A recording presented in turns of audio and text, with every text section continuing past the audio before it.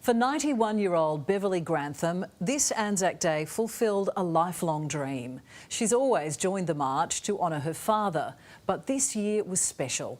The Veterans' Medals have been missing for almost half a century, and Bev's been on a mission to get them back.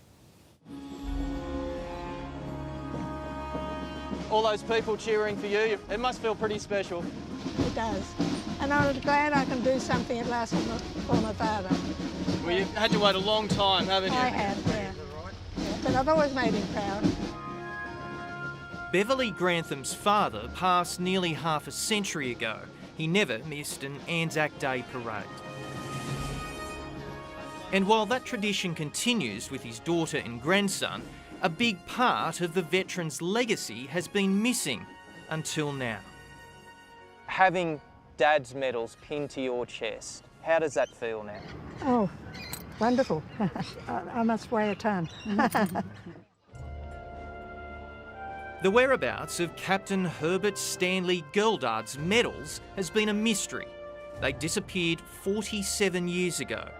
And with every Anzac service, 91-year-old Beverly feared she'd never see them again. This has been one of Mum's long-term wishes to actually get his medals back. Captain Gerldard became one of Australia's most decorated soldiers.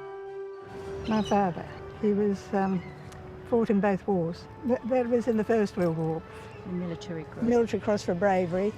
And he went to Buckingham Palace, where it was awarded to him by King George V Wow. at the time. In Gallipoli, his company, like many others, came under heavy shell fire. Records show he'd spend 10 hours digging out buried men and assisting the wounded. He did go to war with his brothers, and unfortunately his brothers didn't make it through the war, so there was a lot of sadness there.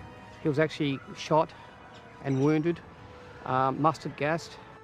Not only did he survive, but when he came home and started a family, he put his hand up again as a 40-year-old to defend his country.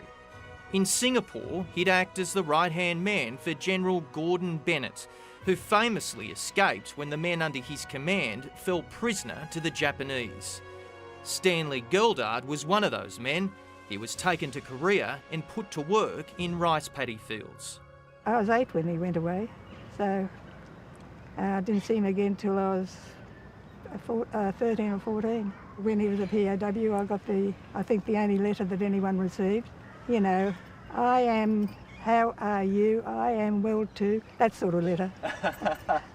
He loved his country. Yeah. He did the right thing. He wanted to serve. He wanted to go to war to fight against the tyranny that was being inflicted across the world. We will remember them. Captain Gerldard died in 1978. His only biological child, Beverly, never stopped trying to honour her father. Grandson Murray and wife Rosina sent out an SOS to track down his medals. The Department of Defence first said it couldn't help, but then it read up on the significance of Herbert's service. They posted them out to us, and all these medals came in. One by one? No, they were all in a big envelope, and Mum and I were standing in the lounge room. I think we started crying, didn't we? It was really emotional. Today, they took pride of place, pinned to Beverly's chest at the front of the local Avalon Anzac Parade. And those medals have never shone brighter. I've got to say, it was one of the proudest days in my life. I'll never forget it.